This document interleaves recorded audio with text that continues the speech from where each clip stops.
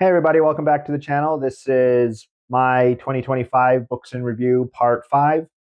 We're just still plugging away at all the books I've read so far this year. We're getting close to catching up to where I currently am, so let's just hop right in.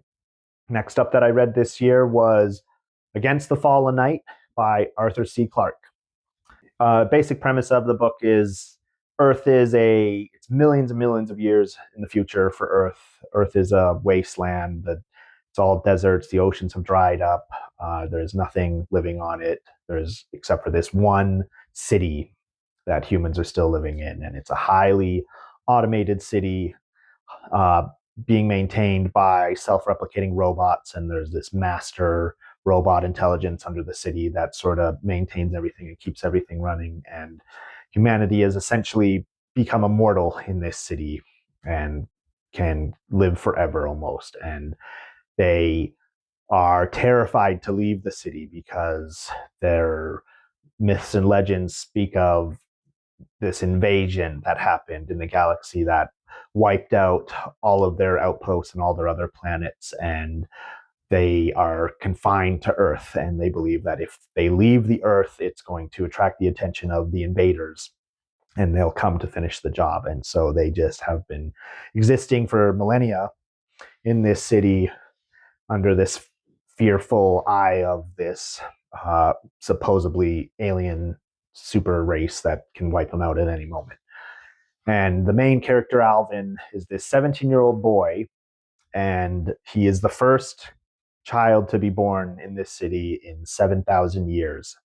And so he is totally alone in regards that there's no other children, nobody his age, nobody to experience growing up with. And he is alone in this city of ancient humans, pretty much. And so he's always looking outside of the city and wanting to escape it and, make his own way. And he ends up finding, with the help of one of the record keepers, this subway system pretty much underground of the city that connects him to this other human civilization that's on the planet that nobody knew about. They thought they were the only ones. And he goes and visits this village almost. It's not a giant city. It's nothing advanced. It's this idyllic little countryside village. And the people that live there have normal lifespans, and so are very short-lived in comparison to everyone else, but they have telekinetic abilities. And it's just this weird dynamic between the city is the extreme of human civilization in a city setting, and then this village is the extreme setting of humanity in sort of a countryside. And so it's just this boy Alvin ends up finding these ancient robots and calling a ship, and they go on this adventure to he believes he breaks the taboo of not leaving the planet to go to the seven suns, this sort of created system of these seven suns set in a ring. There's this big sort of mystery near the end. Well, not mystery, but just this explanation about the invaders and what happened for real. And there's these super intelligent consciousnesses and all this stuff. And it was just this fun little read following this character. It's a different story than some of the other Arthur C. Clarke that I read so far, at least, in the sense that it is set so far in the future that the Earth as it is in the story is so different and so sort of alien than the other things I've read by him, that it was kind of a interesting take on sort of the dying Earth genre. So it was a fine little read. You could burn through it in an afternoon and evening and get something out of it, or just enjoy the ride for it, what it is. But yeah, moving on. Next up that I read this year was The Demolished Man by Alfred Bester. And this was the first Hugo award-winning novel. They've since released retro Hugos for books that came up before it, but this was the first official Hugo novel. And my plan initially when I started reading science fiction more heavily was to just read my way through all the Hugo winners, but I started doing that and quickly realized there's way more out there that is worth reading and way more excellent books out there. But I definitely wanted to pick this one up as the first Hugo winner and give it a go.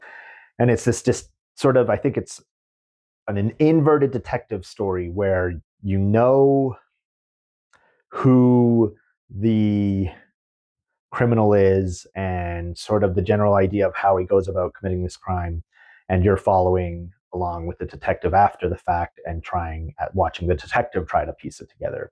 So it's kind of this different sort of take on a detective story, but it's basically, yeah, there's this CEO of this huge corporation on the planet, Ben Reach.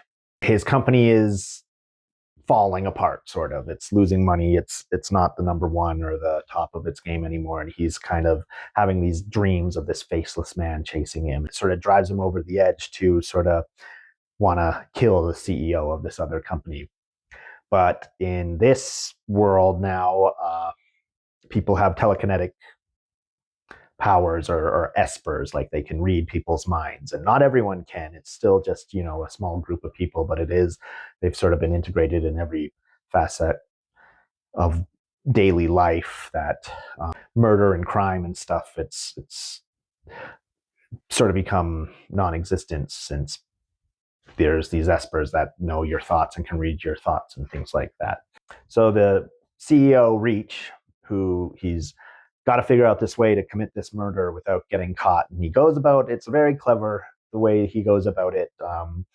He hires this famous jingle writer to write the most annoying jingle that will stuck in your head no matter what.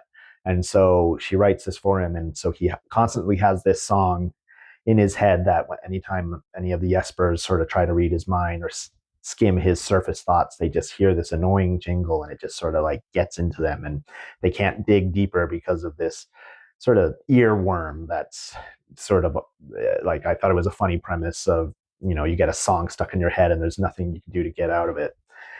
And he plans this elaborate murder, and he does end up killing the other CEO, but the CEO's daughter witnesses it and steals the gun and runs away. And so it's this kind of race against him and the detectives that are coming in to investigate the murder.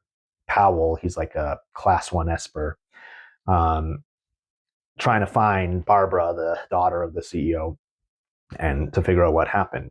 Rules of their laws were kind of weird in the sense that they couldn't arrest anybody from strictly evidence gotten from reading their thoughts. So Powell reads Ben's mind and knows he's the murderer, but he has to be able to prove it. He has to be able to get the evidence and prove it in the court, pretty much. For whatever reason, I can't remember the reasoning behind it, but so Powell knows he's guilty, and it's just this cat and mouse kind of game, trying to outsmart each other, trying to find Barbara. Alfred Bester, he does these couple clever things with the font in the book. When the espers are in communication with each other via their powers and their mind, and they're not actually speaking, the fonts are going on like all over the place in different shapes and different angles, and it's just this weird flowing sort of portrayal of what it would be like to have everyone's thoughts in your head at once.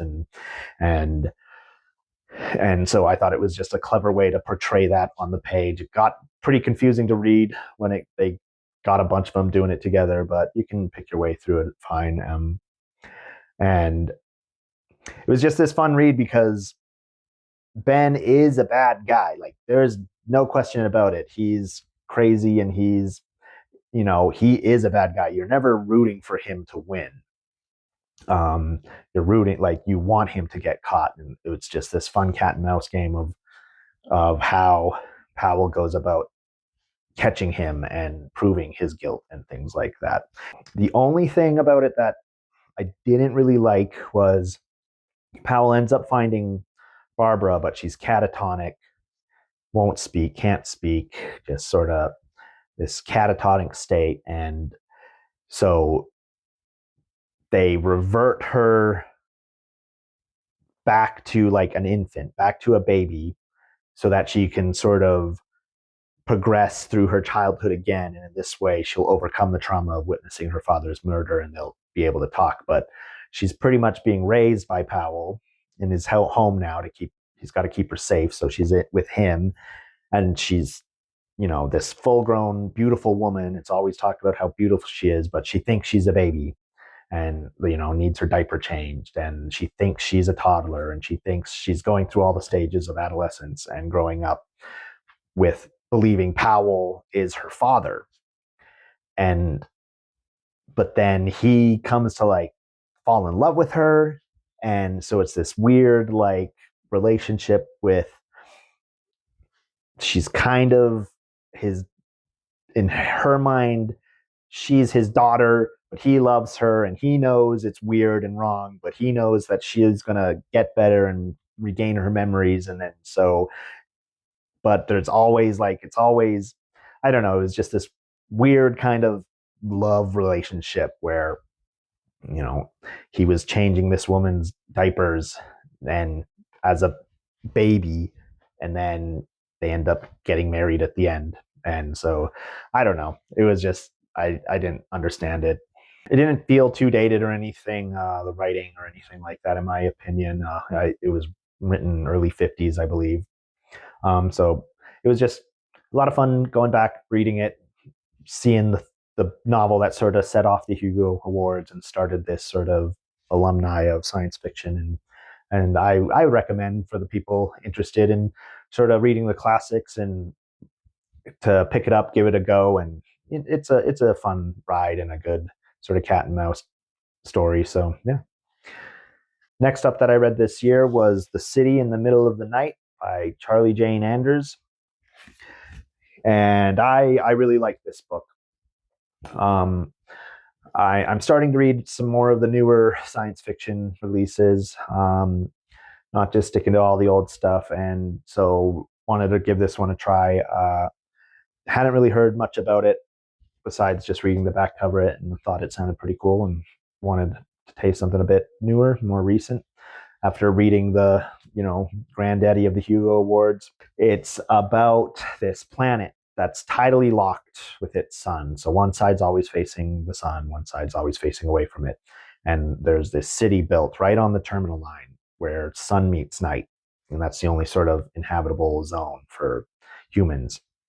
And the city is this authoritarian city where every aspect of everybody's life in it is timed and controlled strictly based on, how much light they allow into the city. And if it's sleeping time, you're supposed to be sleeping. And if it's time for work, you have to be up and working. And everyone's lives are very controlled by the government.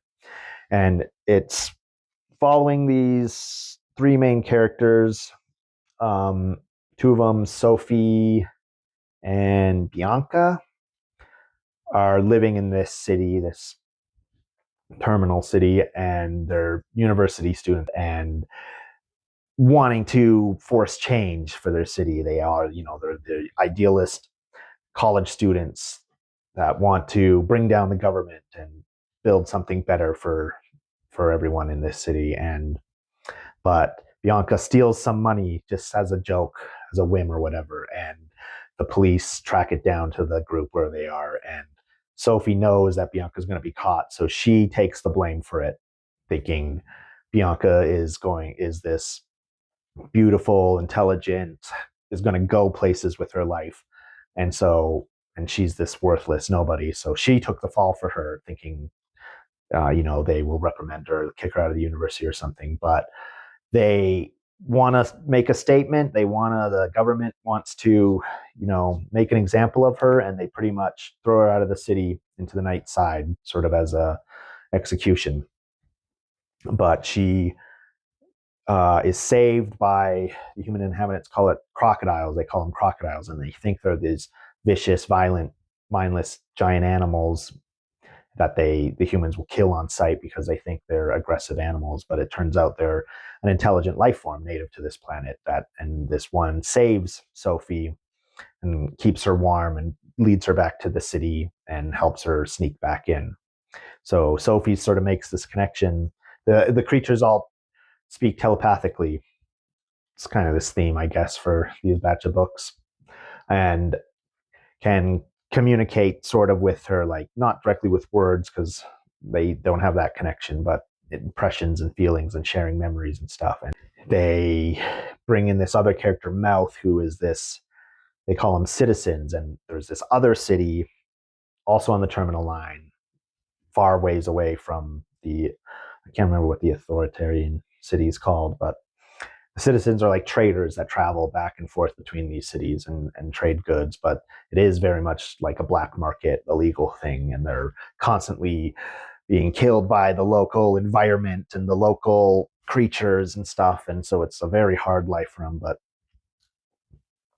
it all comes together that Sophie and Bianca and Mouth, one of the citizens, they have to bring Sophie and Bianca on to go to this other city, and the other city is like very anarchy.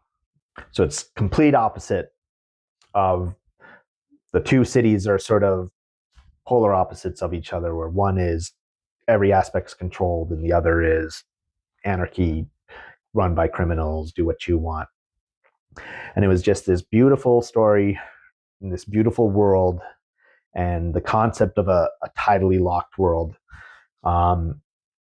And what she did with that was a lot of fun. And just like, yeah, the environment and the crocodiles and the other like species they encounter on it and traveling between these cities. And it was just this great story, and it ends on a satisfying note.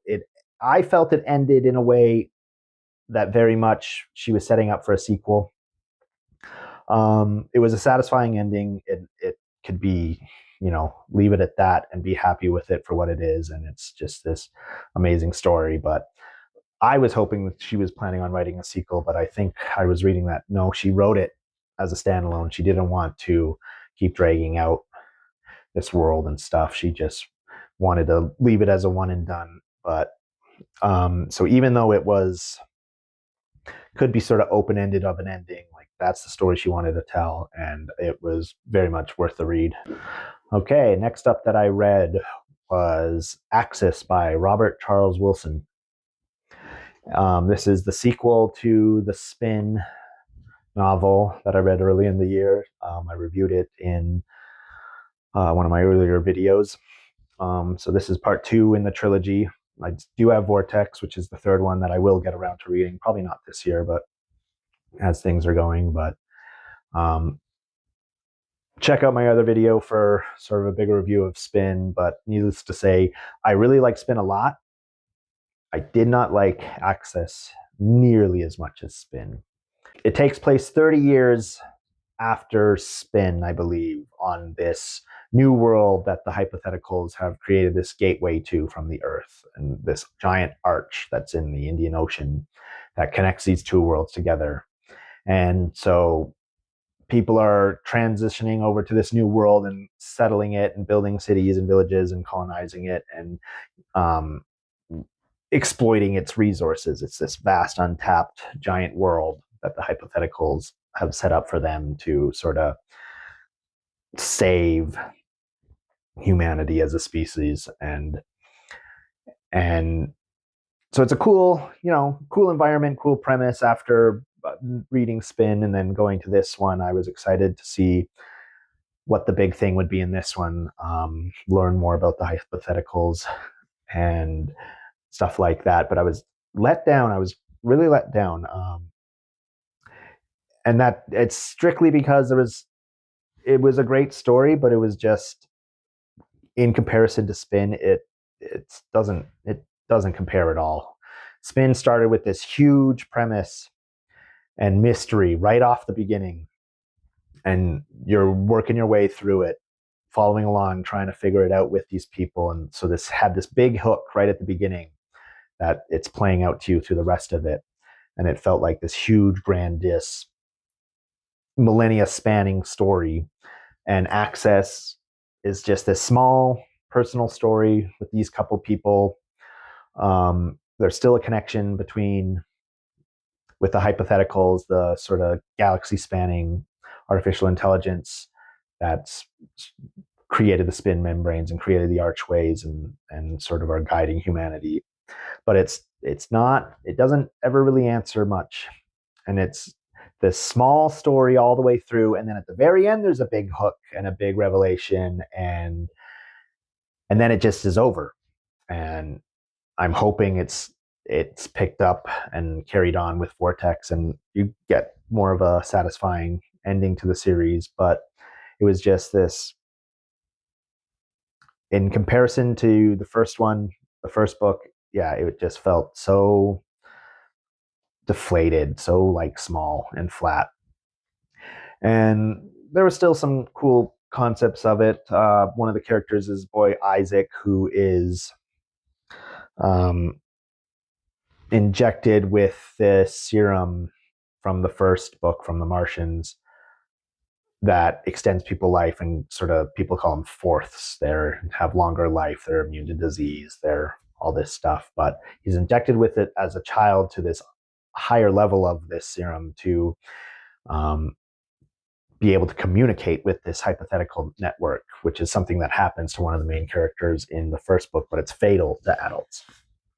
So they feel like injecting him in as an embryo and developing with it already in his system, he would have a better chance of communicating. And there's sort of this community that's strictly there to raise him. And so there's this event happens on the planet with all this hypothetical machines and dust particles floating out of space and covering the planet, and things are growing out of it, and he's getting a feeling in a direction and being led somewhere by these machines, and he doesn't know why. And it's all sort of, that's resolved at the end of it, and that's the big hook, is the why and where he's going and what happens. But yeah, it hits and then it's done. If reading Spin made you want to learn more about this universe that Robert Charles Wilson's created, then yeah, definitely read it. It's, yeah, as I said, it's a small story in comparison to the first one, and so it does get a lot of hate that it doesn't compare at all. But there's nothing wrong with it. He's still a very good writer, and he's still very good at developing a story. And so I'd definitely give it a go, but just be prepared for something that isn't as grandiose as Spin was. I have no idea anything about Vortex, the last one, so I'm hoping we kind of get back into that sort of feeling that Spin created for me, and leaves me being satisfied as the series as a whole. But the middle book, it's always hit and miss. But that'll be it now for this episode. Thanks for coming by. Please like, subscribe, share it around, leave some comments of opinions you agree with, things you think I should read. I have a poll up just randomly on the channel to see if, once I sort of catch up to where I'm in the year, if you'd rather see videos that are grouping books with sort of a common theme or a common connection or something, or just a random pick, or a mix of, I pick a book at random and then I try to read things around that book that have the same theme. So yeah, let me know what you think, and hope to see you next time. Bye.